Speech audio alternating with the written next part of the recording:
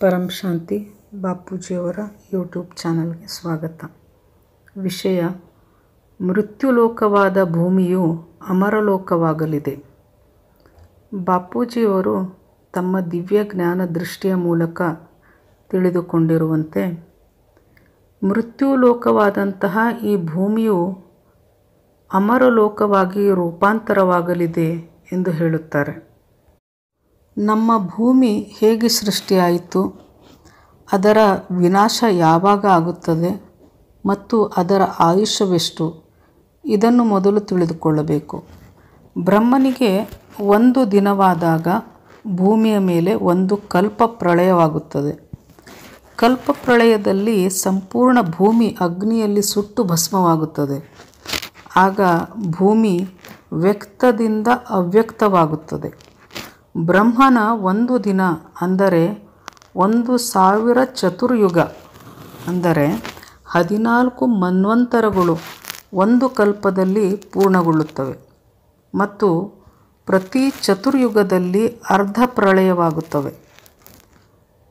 ಮನ್ವಂತರದಲ್ಲಿ ಪೂರ್ಣ ಪ್ರಳಯವಾಗುತ್ತದೆ.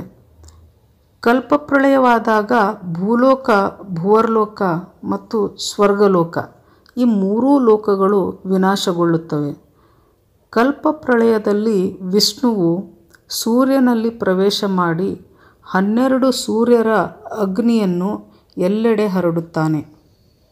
ಈ ಮಹಾ ಅಗ್ನಿಯಲ್ಲಿ ಭೂಮಿಯಲ್ಲಿರುವ ಎಲ್ಲ ವಸ್ತು, ಧಾತು, ಕಬ್ಬಿಣದಂತಹ ಎಲ್ಲ ಧಾತುವಿನಿಂದ ಹಿಡಿದು ಮಣ್ಣು ಕೂಡ ಅಗ್ನಿ ತತ್ವದಲ್ಲಿ ಸಂಪೂರ್ಣ ಸುಟ್ಟು ಭಸ್ಮವಾಗಿ ಭೂಮಿಯು ಅವ್ಯಕ್ತವಾಗಿ ಬಿಡುತ್ತದೆ. ಅಂದರೆ 5 ತತ್ವದ ಜಗತ್ತು ಕಾಣೆಯಾಗುತ್ತದೆ. ಕಲ್ಪ ಪ್ರಳಯದ ನಂತರ ನಿಧಾನವಾಗಿ ಬ್ರಹ್ಮನ ಒಂದು ದಿನ ಸಂಪೂರ್ಣವಾದಾಗ ಅಂದರೆ ಭೂಮಿಯ ಮೇಲಿನ 4 ಬಿಲಿಯನ್ 32 ಕೋಟಿ ವರ್ಷಗಳು ಆಗುತ್ತವೆ. ನಂತರ ನಿಧಾನವಾಗಿ ವಿಷ್ಣುವು ಮಳೆಯನ್ನು ಸುರಿಸುತ್ತಾನೆ. ಆಗ ಎಲ್ಲೆಡೆ ನೀರು ತುಂಬಿಕೊಂಡು ಎಲ್ಲೆಡೆಯೂ ಜಲತತ್ವವೇ ಕಾಣುತ್ತದೆ. ಎಲ್ಲೆಡೆ ತುಂಬಿಕೊಂಡಿರುವಂತಹ ಜಲ ಸಾಗರವಾಗಿ ನಿರ್ಮಾಣವಾಗುತ್ತದೆ. ನಂತರ ನಿಧಾನವಾಗಿ ವಿಷ್ಣುವು ಮಣ್ಣನ್ನು ಸೃಷ್ಟಿಸುತ್ತಾನೆ. ಮಣ್ಣು ತತ್ವ ಸೃಷ್ಟಿಯಾಗುತ್ತದೆ. ಇದೆಲ್ಲ ಬ್ರಹ್ಮನ ರಾತ್ರಿಯ ಸಮಯದಲ್ಲಿ ಈ ಪ್ರಕ್ರಿಯೆ ನಡೆಯುತ್ತದೆ. ಅವ್ಯಕ್ತದಿಂದ ಈಗ ಭೂಮಿ ವ್ಯಕ್ತ ಸ್ವರೂಪಕ್ಕೆ ಬರುತ್ತದೆ. ಅಂದರೆ ಸಾಕಾರಕ್ಕೆ, ಕಣ್ಣಿಗೆ ಕಾಣುವಂತಹ ತತ್ವಕ್ಕೆ ಭೂಮಿಯು ಬರುತ್ತದೆ. ಇದನ್ನು ಸಾಕಾರಕ್ಕೆ ಬರುವುದು ಎನ್ನುತ್ತೇವೆ. ಬ್ರಹ್ಮನ ಹಗಲು ಆರಂಭವಾಗುತ್ತಿದ್ದಂತೆ ಮೊದಲನೆಯ ಮನ್ವಂತರ ಆರಂಭವಾಗುತ್ತದೆ. ಮೊದಲನೆಯ ಮನು ಮತ್ತು ಸತರೂಪ ಇವರು ಬರುತ್ತಾರೆ. ಪ್ರತಿ ಕಲ್ಪದಲ್ಲಿ 14 ಮನ್ವಂತರಗಳಿರುತ್ತವೆ. ಪ್ರತಿ ಕಲ್ಪದಲ್ಲಿ ಮನು ಮತ್ತು ಸತರೂಪ ಬದಲಾಗುತ್ತಾ ಹೋಗುತ್ತಾರೆ. ಅಂದರೆ 24 ಮನು ಮತ್ತು ಸತರೂಪರು ಹುಟ್ಟುತ್ತಾರೆ. ಹೀಗೆ ಈ ಭೂಮಿಯ ಒಟ್ಟು ಆಯುಷ್ಯ 4 ಬಿಲಿಯನ್ 32 ಕೋಟಿ ವರ್ಷಗಳು. ಅಂದರೆ 1000 ಯುಗಾಂತರದವರೆಗೆ ಈ ಭೂಮಿಯು ಅಸ್ತಿತ್ವದಲ್ಲಿ ಇದ್ದು ನಡೆದುಕೊಂಡು ಬರುತ್ತದೆ. 1 ಯುಗಾಂತರ ಅಂದರೆ 43 ಕೋಟಿ 20,000 ಈ ಭೂಮಿ ಅಸ್ತಿತ್ವದಲ್ಲಿ ಇರುತ್ತದೆ. ಹೀಗೆ 71 ಯುಗಾಂತರ ಅಂದರೆ 1 ಮನ್ವಂತರ. ಈ ರೀತಿ 14 ಮನ್ವಂತರವಾದರೆ ಒಂದು ಕಲ್ಪ ಪ್ರಳಯವಾಗುತ್ತದೆ. ಇದು ಕೇವಲ ಭೂಮಿ ಅಲ್ಲ, ಭುವರ್ಲೋಕ ಮತ್ತು ಸ್ವರ್ಗಲೋಕಕ್ಕೂ ಸೇರಿದೆ. ಹೀಗೆ ಸಂಪೂರ್ಣ ಬ್ರಹ್ಮಾಂಡದ ಆಯುಷ್ಯ ಬ್ರಹ್ಮನ 100 ವರ್ಷ. ಭೂಮಿಗೆ 100 ವರ್ಷವಾದಾಗ ಶಿವನು ಸೂರ್ಯನಲ್ಲಿ ಪ್ರವೇಶ ಮಾಡಿ ಕಾಲಾಗ್ನಿಯನ್ನು ಎಲ್ಲೆಡೆ ಹರಡಿ ಸಂಪೂರ್ಣ ಬ್ರಹ್ಮಾಂಡವನ್ನು ಭಸ್ಮ ಮಾಡುತ್ತಾನೆ.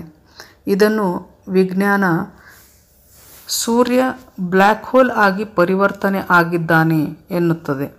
ಅಂದರೆ ಶಿವನು ತನ್ನ ಗ್ರಾವಿಟಿಯಿಂದ ಎಲ್ಲ ಸೃಷ್ಟಿಯನ್ನು ತನ್ನೊಳಗೆ ಸೆಳೆದುಕೊಂಡು ಬ್ಲ್ಯಾಕ್ ಹೋಲ್ ಆಗಿ ಪರಿವರ್ತನೆ ಆಗುತ್ತಾನೆ. ಇದು ಒಂದು ಬ್ರಹ್ಮಾಂಡದ ಬಗ್ಗೆ ಆಯಿತು. ಇದೇ ರೀತಿ ಮಹಾಶಿವನು ಕೂಡ ಮಹಾಕಾಲಾಗ್ನಿಯನ್ನು ಎಲ್ಲೆಡೆ ಪಸರಿಸಿ ಅನಂತ ಬ್ರಹ್ಮಾಂಡಗಳನ್ನು ತನ್ನಲ್ಲಿ ಸೆಳೆದುಕೊಳ್ಳುತ್ತಾನೆ, ಅಂದರೆ ತನ್ನಲ್ಲಿ ಲೀನವಾಗಿಸಿಕೊಳ್ಳುತ್ತಾನೆ. ಹೀಗೆ ಮಹಾಶಿವನ ಒಂದು ಕ್ಷಣ ಬ್ರಹ್ಮನ 100 ವರ್ಷ. ಇದರಂತೆ ಪ್ರತಿ ಕ್ಷಣಕ್ಕೂ ಅನಂತಾನಂತ ಬ್ರಹ್ಮಾಂಡಗಳು ಅಂದರೆ ಸೋಲಾರ್ ಸಿಸ್ಟಮ್ಗಳು ಸೃಷ್ಟಿಯಾಗುತ್ತವೆ ಮತ್ತು ವಿಸರ್ಜನೆಗೊಳ್ಳುತ್ತವೆ. ಬಾಪೂಜಿಯವರ ಮಹಾಕಾಲ ಪ್ರಳಯ ಎಂಬ ಪುಸ್ತಕವೂ ಕೂಡ ಇದೆ ಮತ್ತು ವಿಡಿಯೋ ಕೂಡ ಇದೆ. ಇದನ್ನು ನೋಡಿ ವಿಸ್ತಾರವಾಗಿ ಇದನ್ನು ತಿಳಿದುಕೊಳ್ಳಬಹುದು. ಆದರೆ ಈಗ ಮುಂಬರುವ ಸಮಯದಲ್ಲಿ ಕಲ್ಪ ಪ್ರಳಯ ಮಹಾಕಾಲ ಪ್ರಳಯವಲ್ಲ, ಬೇಹದ್ನ ಮಹಾಪ್ರಳಯವಾಗಲಿದೆ. ಬೇಹದ್ನ ಮಹಾಕಾಲ ಪ್ರಳಯ ಅಂದರೆ ಇದರಲ್ಲಿ ಕೇವಲ ಒಂದು ಭೂಮಿ ಅಲ್ಲ, ಸೋಲಾರ್ ಸಿಸ್ಟಮ್, ಗ್ಯಾಲಕ್ಸಿ, ಯೂನಿವರ್ಸ್ ಇಷ್ಟೇ ಅಲ್ಲ, ಸಂಪೂರ್ಣ ಮಲ್ಟಿವರ್ಸ್ನ ಪರಿವರ್ತನೆ ಆಗಲಿದೆ. ಬೇಹದ್ನ ಮಹಾಕಾಲ ಪ್ರಳಯ ಎಂಬ ಬಾಪೂಜಿಯವರ ವಿಡಿಯೋವನ್ನು ನೋಡಿ ಇನ್ನೂ ಹೆಚ್ಚಿನ ವಿವರವನ್ನು ತಿಳಿದುಕೊಳ್ಳಬಹುದು. ಒಟ್ಟಿನಲ್ಲಿ ಈ ಸಮಯ ಬೇಹದ್ನ ಮಹಾಪರಿವರ್ತನೆಯ ಸಮಯವಾಗಿದ್ದು ಭೂಮಿಯು ಅಮರಲೋಕವಾಗಿ ರೂಪಾಂತರಗೊಳ್ಳಲಿದೆ.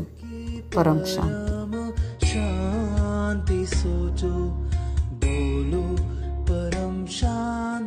Join us daily for live meditation, 10 p.m. to 11 p.m. on YouTube Live. Subscribe now. Website www.paramshanti.org. Email us anant@paramshanti.org. Like, share, subscribe. Join today.